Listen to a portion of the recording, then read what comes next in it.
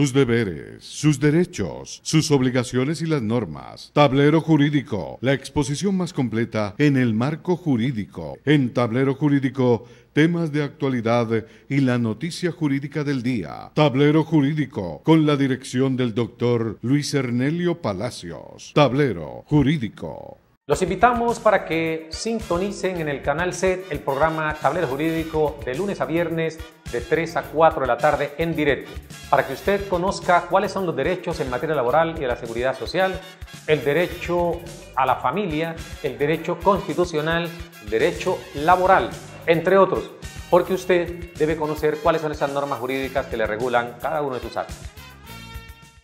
DIF Ingenieros, edificando comodidad y elegancia, diseño y construcción de obra civil, reformas de vivienda, construcción en acero, diseño arquitectónico, avalúos, licencia de construcción, venta de inmuebles, diseño estructural, acabados en panel yeso, teléfonos 375-1539, celulares 310-505-2696 y 302-28-5916. DIF Ingenieros, 25 años de experiencia.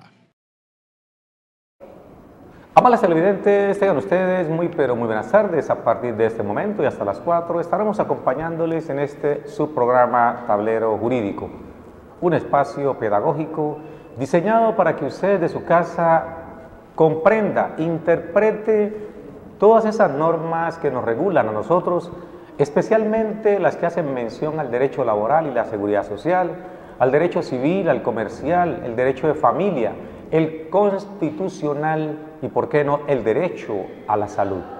Porque aquí en Tablero Jurídico usted marca el 315-1290, 315-1290, o el 312-0003, nuestras líneas de participación que están habilitadas para que usted nos llame, nos cuente su caso y nosotros hacemos pedagogía jurídica con él. Queremos a esta hora de la tarde mandarle unas condolencias, pero muy sentidas condolencias, a la doctora Patricia Chacón, esposa del colega, del amigo, el doctor José Félix Augusto Fontalvo. Félix Augusto Fontalvo, profesor de la Universidad Santiago de Cali, lamentablemente falleció el día de ayer. Hoy se van a llevar a cabo sus honras fúnebres después de las 4 de la tarde en el cementerio metropolitano del sur. Paz en su tumba a un intachable hombre que durante toda su vida se dedicó precisamente a esto del derecho. Paz en su tumba, pues, nuevamente, y un apoyo muy fraternal a todos sus familiares, especialmente a su esposa e hijos. Hoy también queremos hablar un poco acerca de estos temas que nos van a regular en el año 2018, porque todo, por supuesto, aumenta conforme al incremento que haya tenido el salario mínimo legal mensual vigente. Y para este año, ese salario, ya ustedes saben, aumentó 5.9. 5.9, es decir, que subió un poquito más de 43,000 pesitos para un total de 781,242 pesos. Eso es el salario mínimo para el año 2018, de tal suerte que ustedes, nosotros, los que venguemos un mínimo, debemos hacer cuentas sobre qué es lo que realmente aumentó y qué es lo que vamos a adquirir o con qué nos vamos a comprometer frente a ese ingreso. Esto es lo que consideró el gobierno, pues, que casi que de manera unilateral. Digo de manera unilateral porque concertadamente difícilmente se ponen de acuerdo para fijar el mínimo. Esa es parte de la problemática social, porque siempre el que tiene más quiere más y quitarle mucho al que tiene menos. Así es la ley social del sistema. Por eso muy pocas veces va a haber satisfacción, porque siempre el empleador desconoce que la fuerza de trabajo que le aportan esos trabajadores es lo que hace que él cada día crezca y crezca más como empresario. Y como tal, cuando la situación está bien, por supuesto, hay que de esa misma forma retribuir con un buen salario a los trabajadores. Y cuando la situación está mal, el trabajador debe darse la pela y aceptar que el incremento no puede ser tal como lo pretenden. De esa manera, pues, estamos llamando a todos para que hagan buenas cuentas y no se endeuden más allá de lo que la capacidad de pago les ofrece, para no terminar por allí endeudados con gotagotas, con problemas de índole económico, porque esos problemas de índole económico terminan por socavar la estabilidad de la familia, terminan por generar problemas de estrés, porque usted se endeuda más allá de lo que tiene capacidad de asumir.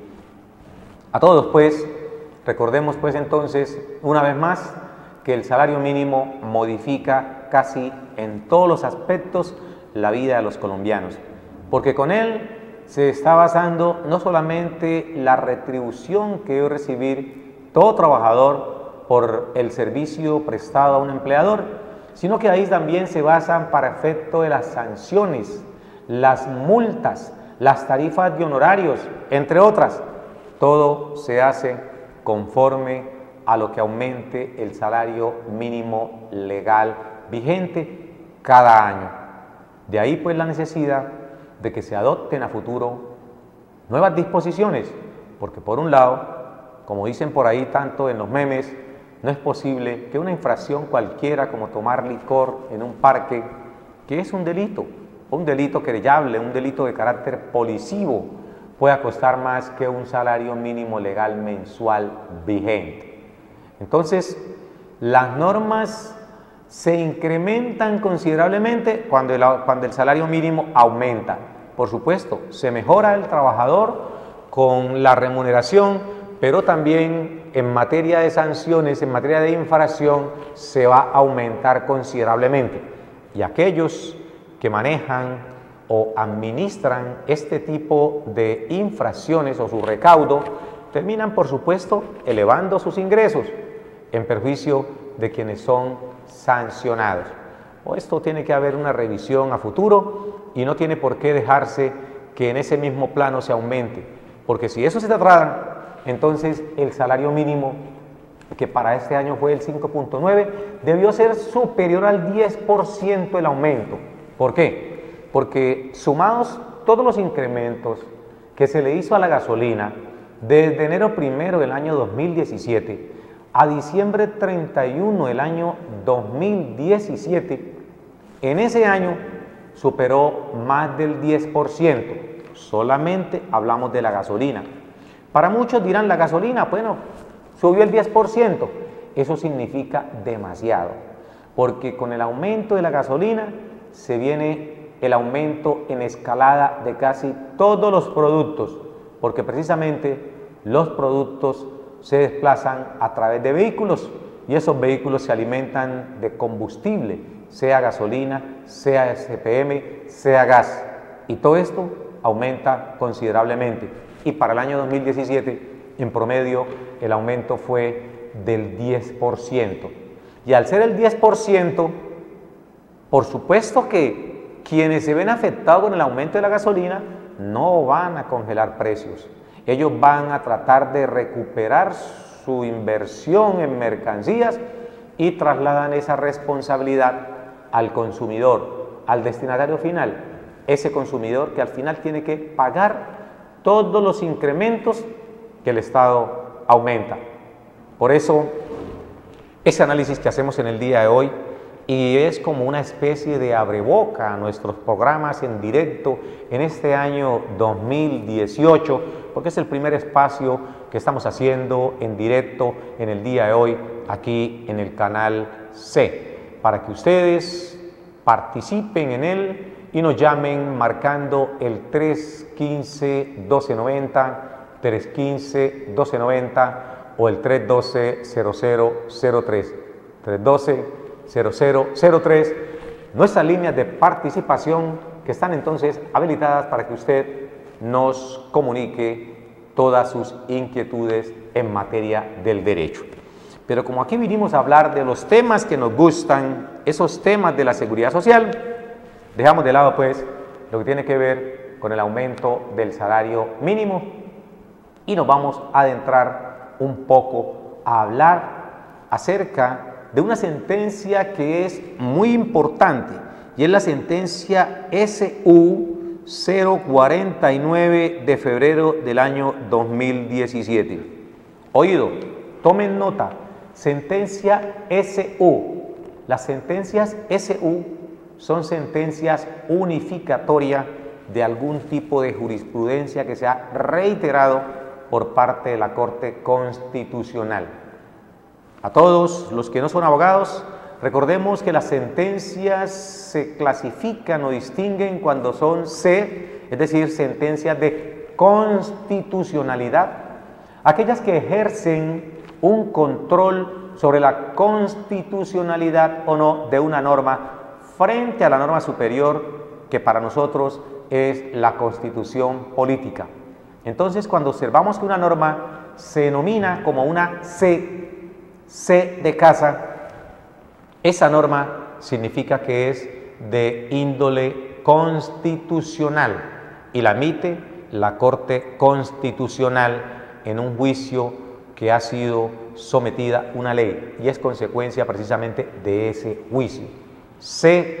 Así se denomina esa sentencia. Corte, el número de la providencia y el año en que es expedida para entrar a clasificarla. También tenemos las T. Las T son sentencias de tutela que ha revisado la Corte Constitucional cuando ha cumplido, por supuesto, ese ciclo que todos conocemos. Es decir, que el ciudadano de a pie acude ante las instancias judiciales, ante los jueces constitucionales. Y se preguntará usted, ¿quiénes son los jueces constitucionales? Absolutamente todos. Todos los jueces que administran justicia, todos los jueces administran justicia.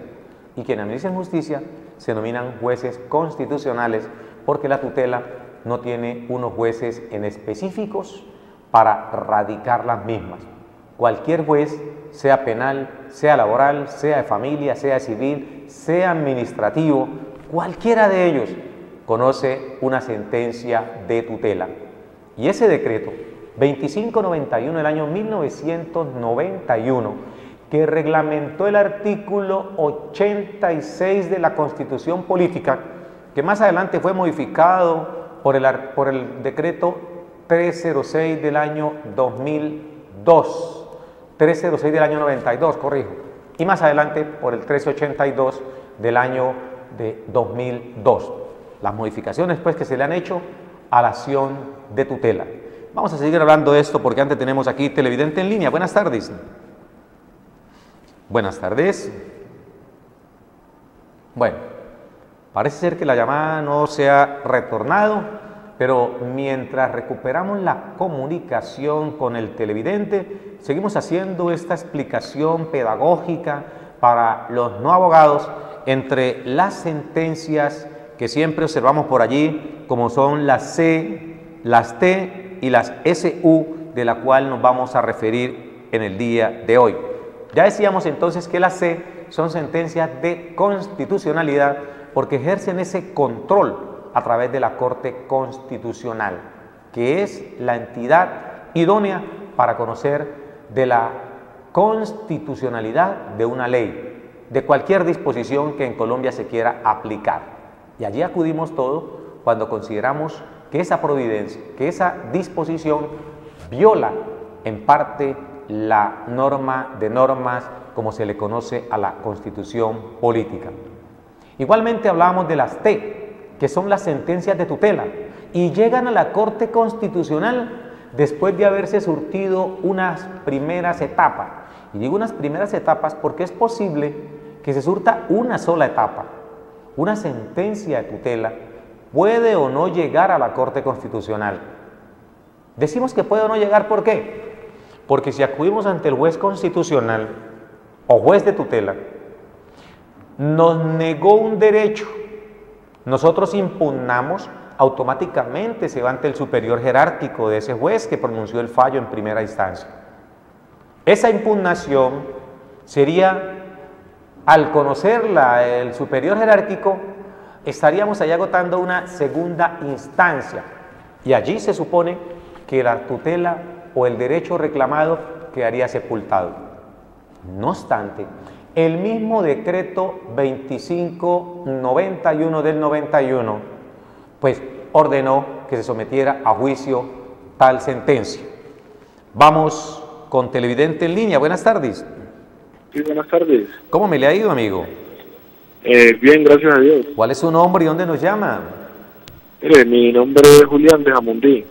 Don Julián, que nos está llamando de la tierra del Cholado, de Jamundí. ¿Su inquietud cuál es? Sí, señor, yo ya llamé en otra ocasión.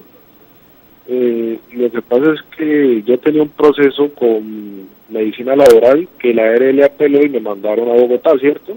Sí. Y el resultado dio origen profesional nuevamente. Sí.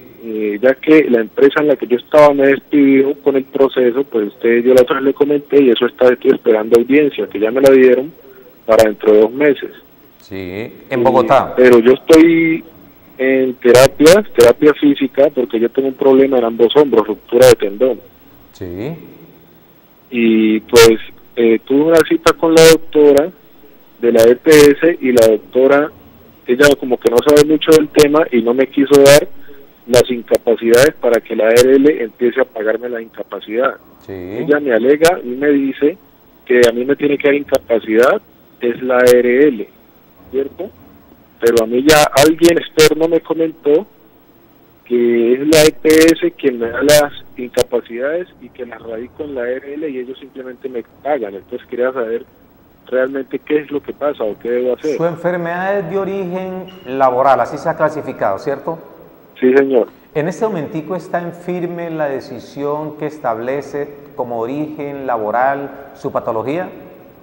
Sí, incluso de la ARL me llamaron cuando pues ya llegó la calificación a todos los interesados en el tema. Me llamaron y me dijeron que, bueno, usted ya vio la calificación que obtuvo, que fue de origen profesional, entonces cualquier cosa médica que necesite, aquí estamos. ¿Cuánto le dieron de pérdida de capacidad laboral? Aún no me han calificado ese proceso, simplemente me calificaron el origen. El origen, perfecto. ¿Y usted me dice que está en Bogotá o que en 2 meses debe presentarse a Bogotá? No, ya en Bogotá me dieron el origen profesional. Correcto. ¿Cierto? Todavía no hemos empezado el proceso para la pérdida de la capacidad. Correcto, para determinar el porcentaje. Sí, para determinar el porcentaje. Correcto. Entonces a mí lo que por ahora me interesa es como la empresa me sacó así, yo en el momento estoy desubicado, que no encuentro empleo como estoy, y pues estoy en terapia física, y entonces la doctora está como un poquito perdida en ese tema y ella no sabe si ella darme la incapacidad, y ella me dice que la ARL es quien me incapacita, entonces yo le digo que no, que ella es quien debe darme incapacidad y que la ARL simplemente las paga. Permítame un momentico, Julián. ¿Esa doctora o esa médico que le está atendiendo a usted es de su EPS o es de la ARL? EPS. Es de la EPS, correcto. Cuando usted tuvo su patología inicialmente, ¿se la clasificaron como de origen común?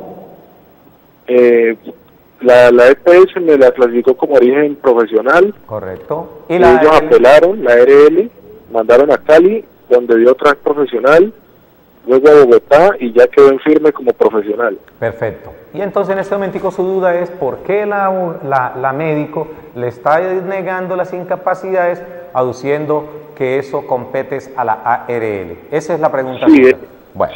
Es que ya está como un poquito perdida en ese tema y que cuando ella se informe bien que si es de ella dármelas, me las da, pero por el momento que ella primero tiene que averiguar con un médico laboral de la EPS que va cada día a la semana, no sé. ¿Cuánto hace que no le dan a usted incapacidades o no le pagan? Pues a mí la empresa me despidió hace 1 año. Lo despidió hace 1 año. ¿Y desde ese año no recibe incapacidades? No, señor. He estado constantemente en el proceso médico de recuperación y todo, pero nunca me han dado incapacidad. Bueno, perfecto. Entonces vamos a responderle al amigo Julián. Nos gusta que sea amplio en la información porque recuerden que con la pregunta que ustedes formulan hacemos un poco de pedagogía frente a los demás televidentes, que si bien es cierto no están consultando en el momento, es posible que tengan o hayan tenido una situación similar y la respuesta es para aplicarla en cualquiera de esos casos. Vamos a colgar la línea entonces, Julián, para que otros televidentes puedan comunicarse y mientras tanto le recordamos a usted que para eso existe el Sistema General de Seguridad Social Integral y hay una institución por cada una de las patologías según el origen y según el tipo de siniestro que usted tenga. Si usted ingresó inicialmente a un tratamiento médico como consecuencia de una patología que se tenía duda si era origen laboral o si era origen común, inicialmente la EPS entró dándole a usted incapacidades, es lo que presumimos. La EPS dijo, esas incapacidades no las podemos asumir porque si son de origen laboral es la ARL y no nosotros como EPS los que debemos asumir. Primero hagamos el cuadrito. ARL, todo lo que tiene que ver con origen laboral, sea enfermedad o sean accidente, es la ARL. EPS, todo lo que tenga que ver con origen común, sea en accidente común o en enfermedad general o común. Sobra decirlo, los fondos de pensiones también tienen que ver, pero con origen común, no con origen laboral. Esas instituciones tienen cada una diseñada unas prestaciones que cumplir. La aclaración para usted y para la doctora es de que si usted está siendo tratado por la EPS y ya la Junta Nacional de Calificación de Invalidez como organismo de cierre en materia institucional, ¿y por qué decimos organismo de cierre en materia institucional? Porque aún no tiene la última palabra la Junta Nacional. Es posible que se demande ante un juez laboral y sea el juez laboral quien finalmente con sentencia y previo al acervo probatorio que se demuestre, tome la decisión de decir que es de origen laboral o es de origen común. Para este caso, si ya se surtió una instancia en la EPS, en la ARL, en la Junta Regional y en la Junta Nacional, digamos que ya está corroborado que es de origen laboral. Luego, las incapacidades debe darlas el médico que le esté atendiendo a usted. Pero óigase bien, si usted fue a un médico que es de su EPS, ese médico de la EPS sabe que ya usted fue calificado como origen laboral, en consecuencia debe remitirlo a la IPS, Institución Prestadora del Servicio de Salud de su ARL, porque tanto las EPS tienen IPS como las ARL tienen IPS. Entendemos como IPS las casas de la salud, las instituciones donde uno recibe el servicio de salud. Entonces, cuando yo voy a una IPS, entonces yo tengo que definir o tener claro por qué fui, por origen laboral o por origen común. Si acudí a esa IPS por origen laboral, es claro que quien debe pagarme o reconocerme las incapacidades es la ARL. Y si por el contrario fui a la IPS a raíz de una patología, una contingencia de origen común, pues quien tiene que responderme es la EPS en los 100 primeros 80 días y después debe reconocerme las incapacidades la administradora de fondos de pensiones, origen común. Luego, a manera de conclusiones, amigo Julián, que nos llama desde Jamundí, hay que aclarar, tanto para usted como para la médico que le está atendiendo, si su enfermedad ya fue diagnosticada, ya fue calificada como de origen laboral, debe hacer la remisión con ese último dictamen de la Junta Nacional hacia la ARL. Y es la ARL la que debe asumir el reconocimiento y pago de esas incapacidades y no la EPS, como presumo se está indicando en este caso, tanto de parte suya como puede ser también de parte de la médica, que puede haber un error en la concesión.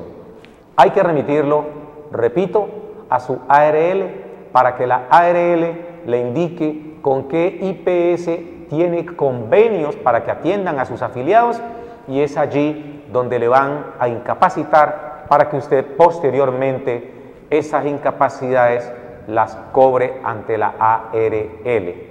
Eso es claro pues para usted, amigo Julián, y demás televidentes que a esta hora observan Tablero Jurídico, el espacio pedagógico que le orienta en torno a sus derechos. Vamos con televidente en línea. Buenas tardes. Buenas tardes. Buenas tardes. ¿Cómo me le va, señora? Muy bien, gracias. ¿Cuál es su nombre y dónde nos llama? Carmen Rosa Ballesteros de Jamundí. Doña Carmen Rosa Ballesteros de Jamundí. ¿Su inquietud cuál es, doña Carmen Rosa? Pues es que yo le quería comentar algo, que yo soy casada y mi esposo pues él tiene una finca por allá en el General Huila. Y entonces yo me tuve que separar de él por infidelidad. Sí, señor. Porque él es muy promiscuo. Entonces él me dice que yo no tengo derecho a nada de lo que él tiene. Y entonces, y piensa que es que vender. Entonces yo quiero que usted me asesore yo qué debo de hacer. La finca que tiene su esposo allá en Huila, ¿está a nombre de él o está a nombre de ambos? No, eso es una herencia que a él le tocó. Una herencia que a él le tocó. Sí. Pero todos los cultivos fueron trabajados ambos. ¿Usted los trabajó y ahí tiene cultivos la finca? Sí, tiene café, tiene 2 hectáreas en café, plátano y yuca. Correcto. Solamente, ¿cuánto tienen de casados ustedes, doña Carmen? Pues nosotros de casados tenemos 10 años, pero de haber convivido tenemos como 17 años. 17 años de convivencia, 10 de ellos casados, ¿cierto? Sí. ¿Hay hijos de por medio? No, señor, no hay. No hay hijos. Solo él tiene un hijo. Tiene un hijo, correcto. Y solamente consiguieron la finca, producto de una herencia. Sí, él tiene un ganado también por allá en otras tierras, dado en compañía. Bueno, ¿y cuánto llevan de separados? Llevamos 1 año y medio apenas. Bueno, perfecto. Y su pregunta es si él puede o no vender esa finca. Sí, señor. Bueno, vamos entonces a responderle a doña Carmen Rosa Ballesteros, que nos está llamando desde el municipio de Jamundí. Puede colgar la línea, habilitarla para que otros puedan comunicarse igualmente con el programa y tomar atenta nota de la respuesta que le vamos a dar. Recordemos a todos que el artículo 113 del Código Civil define el matrimonio como un contrato por supuesto que lleva unas solemnidades y cuyo objeto es convivir como pareja, procrear, ayudarse o socorrerse mutuamente. Esas son las definiciones pues de lo que es el contrato de matrimonio establecido en el artículo 113. Ya vamos con el televidente en línea para que no se nos vaya a desesperar mientras respondemos a doña Carmen Rosa Ballesteros. Entonces ese artículo 113 que fue modificado posteriormente, hay mucha jurisprudencia que lo ha modificado, lo ha interpretado, porque ya únicamente no es el matrimonio entre un hombre y una mujer como reza allí, o como dice el artículo 42 de la norma superior, que la familia está conformada entre un hombre y una mujer. Ya recordemos, hombre con hombre, mujer con mujer, en sentido contrario y viceversa, como dijo aquella reina de belleza en alguna ocasión aquí en Colombia. Dicho esto, entonces le aclaramos a usted, doña Carmen Rosa, que de ese matrimonio se desprende otra institución, que es la sociedad conyugal. Si bien es cierto el matrimonio es una sociedad o un compromiso afectivo, sentimental, amoroso, la sociedad conyugal es una institución que se desprende de ese compromiso, pero que su contenido es netamente económico, no sentimental. Entonces, ¿por qué se conforma la sociedad conyugal? Con todos los bienes que se han conseguido a partir del momento en que se realizó o se celebró ese matrimonio, a partir de ese momento. No obstante, la misma ley exime del haber de la sociedad conyugal aquellos bienes que son producto de una herencia, el bien que es producto de una herencia, pero los frutos que da ese bien y que se derivan de esa herencia, ojo, los frutos que da el bien derivado de una herencia, esos sí hacen parte del haber de la sociedad conyugal. Citemos un ejemplo: a usted le dejaron la finca, o al esposo le dejaron la finca. Esa finca como tal, si es producto de una herencia, no hace parte de la sociedad conyugal. Pero si en esa finca hay un cultivo, ese cultivo se vende, el producto de esa venta hace parte del haber de la sociedad conyugal. Sobre todo si usted estuvo trabajando durante mucho tiempo con él, cultivándola, araron la tierra, sembraron, siguieron la evolución de esa siembra y ahorita que están los frutos, él va a quedarse con ellos. Esa finca la puede vender él y a usted la puede dejar viendo un chispero, como se dice literalmente. ¿Qué debe hacer usted? Convocarlo a que él le reconozca a usted su porcentaje de lo que ha producido esa finca, de ese ganado que han conseguido y demás bienes que hayan ustedes adquirido durante la vigencia del matrimonio. Pero recuerde, doña Carmen Rosa Ballestero, que si usted no actúa, él sí va a actuar, porque él en ese momento tiene la posición dominante, porque es el administrador de ese inmueble, de esa finca, y está explotándola muy distante de donde usted está. Por eso le invitamos a que busque el abogado de confianza e inicie los trámites idóneos e inequívocos a impedir que él vaya a salir de esa finca y que le vaya a dejar a usted sin el reconocimiento que ha adquirido usted del 50% de los frutos que han generado esa sociedad conyugal durante estos 17 años. Gracias por comunicarse con nosotros. Nos vamos con televidente en línea. Buenas tardes. Buenas tardes. ¿Aló? Bueno, se nos ha caído un poco la llamada. A todos nuestros televidentes les recordamos, estamos aquí de 3 a 4 de la tarde con repetición a las 11:30 de la noche, para que si usted se perdió parte de este programa pueda en la hora de la noche, ya bajo la tranquilidad y antes de conciliar el sueño, de poder repetir o escucharlo en repetición. Televidente en línea, buenas tardes. Buenas tardes. Bueno, no hay comunicación con el televidente, esperamos mejorar pues aquí la comunicación y poder darle información a la persona que está intentando comunicarse con nosotros a través de las líneas 315-1290, 315-1290 o el 312-0003, 312-0003. Nuestras líneas de participación que están pues allí habilitadas para que usted continúe en esa comunicación, en esa sintonía con el canal C, manifestándonos su pregunta para nosotros poder responderles y hacer un poco de pedagogía. Esperemos pues recuperar la llamada y continuamos entonces en el tema que habíamos iniciado, y es la diferenciación entre las sentencias de constitucionalidad, las sentencias de tutela y las sentencias unificatorias de una determinada jurisprudencia. Aló, buenas tardes. Aló, buenas tardes. ¿Cómo me le ha ido, señora? Muy bien, ¿y usted? ¿Cuál es su nombre? ¿Dónde nos llama? Mi nombre es Luz, de acá de Jumbo. Doña Luz nos está llamando de Jumbo, doña Luz Edith. Cuéntenos su inquietud, ¿cuál es? Mi inquietud es la siguiente. Voy a hablarle de mi hija. Mi hija hace 20 años se casó, ¿cierto? Sí. Hace un año que el señor pues consiguió otra señora. Sí. Y resulta y pasa que pues mi hija ha estado dejando hojas de vida aquí, allá y allá, y no le ha resultado.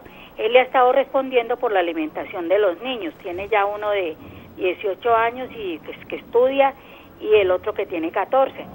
Pero resulta y pasa que le mandaron pedir la plata de los servicios y el señor le respondió al hijo mayor que no, que le dijera a ella que trabajara. Sí, señor. Entonces le dijo él, no, mamá, papá, dele, espera a mi mamá, que mi mamá está metiendo hojas de vida, pero no le ha resultado. Sí. Entonces yo quiero saber, como él fue el que se fue del hogar, si él tiene derecho a seguirla manteniendo mientras ella se puede ubicar. Correcto. La pregunta es si por el hecho de él haberse ido del hogar está en la obligación de seguirla manteniendo. ¿Él estableció una cuota de alimentaria para los hijos? No, él le sigue pasando común y corriente como si él estuviera en el hogar. Cuando usted dice le sigue se está pasando, demorando ¿quién le para sigue mandarle pagando? la plata. Entonces, como él estaba respondiendo por comida y servicios, pues ya llegaron los servicios, entonces el niño mayor lo llamó y le respondió eso al niño mayor, que le dijera a la mamá que trabajara. Correcto. ¿Él no se ha puesto de acuerdo con ella sobre el monto a suministrarle mensualmente por concepto de alimento de los hijos?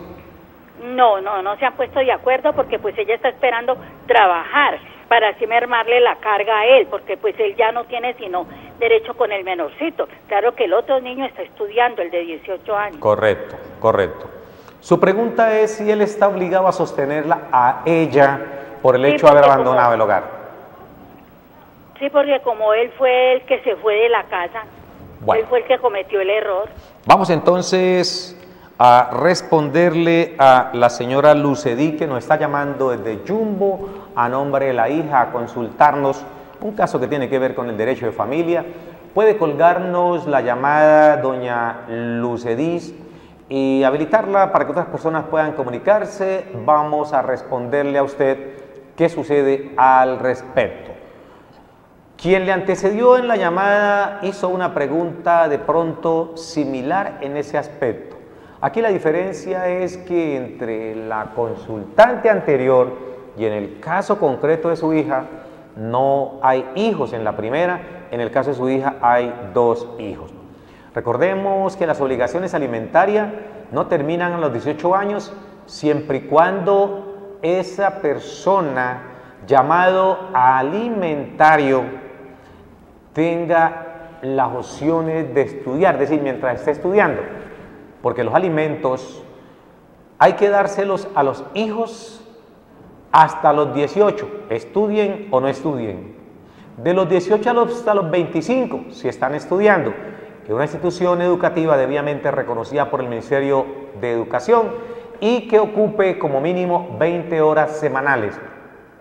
Y en tercer lugar, si esa persona a la quien se debe dar alimentos es discapacitado, en situación de discapacidad, los alimentos van durante toda la vida. En el caso que usted no está consultando, su hija está desempleada. La obligación alimentaria es de ambos cónyuges frente a su descendencia. Es decir, esos 2 hijos de 18 y 14 años están en la obligación de recibir de sus padres, en proporción de igualdad, unas sumas para su manutención. El Código Civil establece dentro de esas causales para reclamar alimento, artículo 411, Código Civil. Allí se indica textualmente que el cónyuge culpable debe darle alimentos al cónyuge inocente cuando se trata de infidelidades. Aquel que fue infiel debe reconocerle y darle alimentos a aquel que ha sido responsable, honesto y cumplidor en ese hogar. En este caso su hija. No obstante, hoy en día, para demandar, diríamos no demandar, sino condenar a una persona a pasar alimentos a un adulto, en este caso la cónyuge, compañera o compañero permanente, tendríamos que entrar a demostrar, 1, la capacidad económica del esposo, en este caso del alimentante, y en el otro caso demostrar la incapacidad o la carencia de recursos de la alimentaria para conseguir sus propios alimentos. Solo bajo esas circunstancias un juez de familia puede obligar a una persona a que le dé o le reconozca alimentos al otro. Cuando el uno ha engañado al otro, el que ha sido víctima carece de recursos, es una persona enferma o es una persona de la tercera edad, protegido o en situación de debilidad manifiesta. En cambio, su cónyuge, su compañera o compañero permanente, tiene la capacidad de pago. En ese evento se puede demandar por alimentos. Allí puede caer una demanda por alimentos, porque la obligación alimentaria, si bien es cierto, está básicamente ceñida para los hijos, para los padres especialmente, no significa que un cónyuge no pueda demandar a otro, pero solo en esos casos que hemos citado puntualmente. ¿Qué sucede en este aspecto? Doña Lucedit, que su hija está en mora de ponerse de acuerdo con su ex esposo o su esposo, porque aún no han legalizado esa separación. De momento hay una separación de hecho, y como siempre sucede, la mujer es mucho más reservada y espera prudentemente que aquel que cometió el error, yéndose con otra mujer, pueda regresar y restablecer ese hogar. Tiene esa opción, puede esperar plácidamente 1 año, 2 años, el tiempo que ella estime pertinente, o puede también a partir de la fecha entrar a legalizar. Y parte de esa legalización es indicar cómo quedan las obligaciones frente a los hijos, porque estos sí no dan espera. Su hija no estará de pronto tan interesada, tan inmersa en reclamar para ella, pero sí hay una obligación de reclamar para los hijos, porque los hijos seguirán siendo hijos por siempre, por los siglos de los siglos de los siglos. La cónyuge, el esposo, el compañero serán transitorios mientras dure el afecto. Cuando se acaba el afecto, se acaba la relación, pero la relación con los hijos, ese vínculo consanguíneo, no termina jamás. Entonces, allí hay que acordar, convocar a su yerno, convocar a su hija y poner los puntos sobre las íes. ¿Cuánto suman las obligaciones de esos niños? Y él se va a comprometer a pasar igualmente en esa proporción, el 50% de lo que le corresponda. Pero en ese momento, por el hecho de que su hija esté desempleada, no existe una obligación legal de él frente a ella. Existe una obligación moral, un compromiso, porque es la esposa, la que ha velado por los hijos en ausencia de él, la que le está impartiendo esa educación que en ninguna otra parte la van a dar, ni ninguna otra persona, porque solamente la madre es la que está a disposición las 24 horas para orientar, para educar y para darle algo que no tiene precio, como lo es el cariño a esos hijos. Por eso, a usted, doña Lucedit, pero especialmente a su hija, le indicamos, pueden acudir a una defensoría de familia, a una comisaría de familia. Cuando hablamos de defensoría de familia, hacemos mención a bienestar familiar, o a una comisaría de familia. Allí van a establecer, 1, custodia y cuidado personal de esos hijos.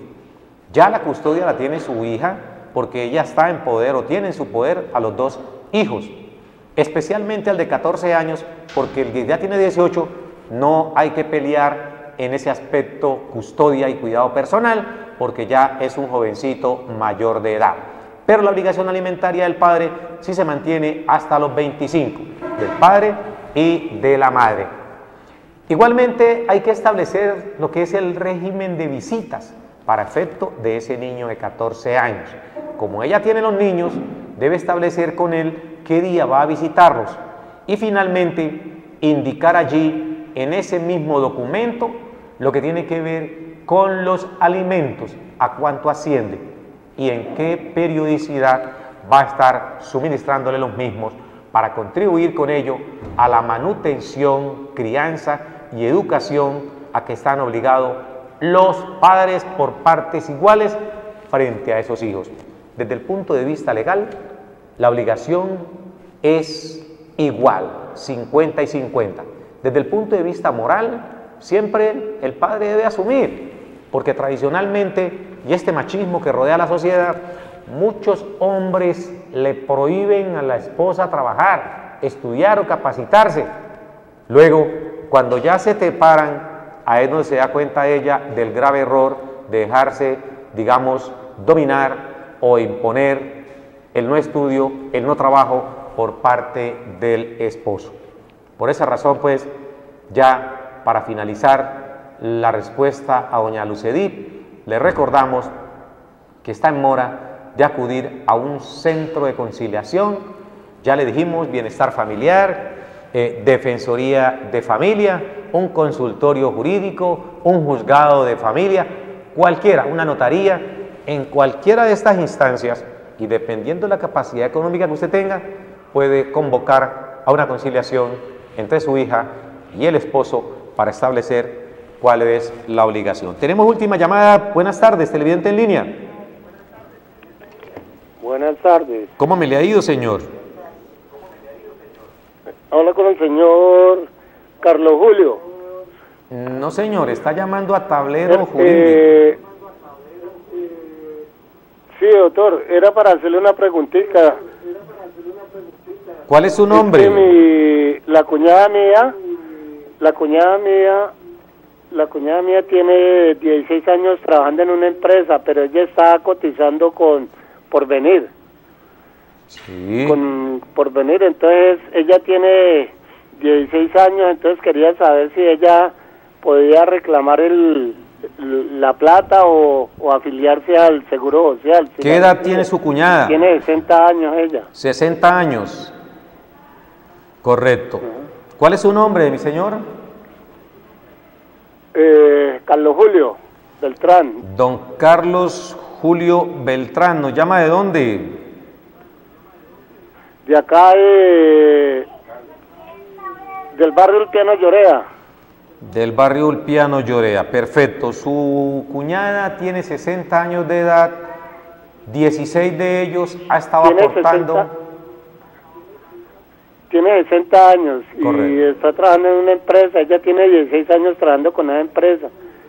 Correcto. Y entonces, ya está aburrida, no quiere trabajar más. Si ella se puede afiliar al Seguro Social.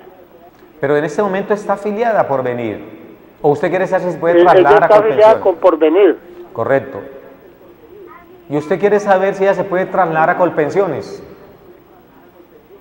Sí, cómo no, doctor. Bueno, vamos entonces a responderle a el amigo Carlos Julio Beltrán, que nos está llamando desde el barrio Ulpiano Lloreda. Puede colgarnos la línea y habilitarla para si alcanzamos la última.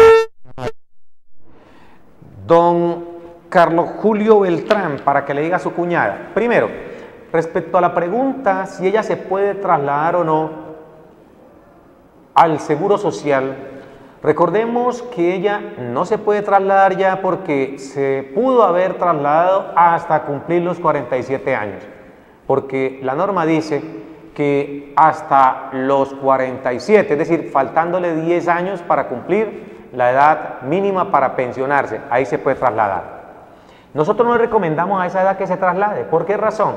Porque si ha trabajado 16 años, eso significa que tiene 800 semanas, larguitas.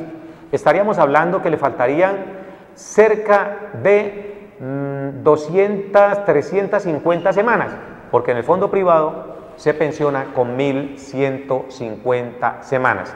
Y si desea no seguir cotizando, pues va a tener un buen porcentaje ahorrado para que con ese dinero pueda establecer algún tipo de negocio y de lo que le dé ese negocio, fijar ella su pensión. El tiempo se nos ha acabado, don Carlos Julio. Le recordamos nuevamente para finalizar este espacio, pues, que no es posible que ella se traslade y que es mejor que continúe en Porvenir trabajando hasta que las fuerzas le alcancen.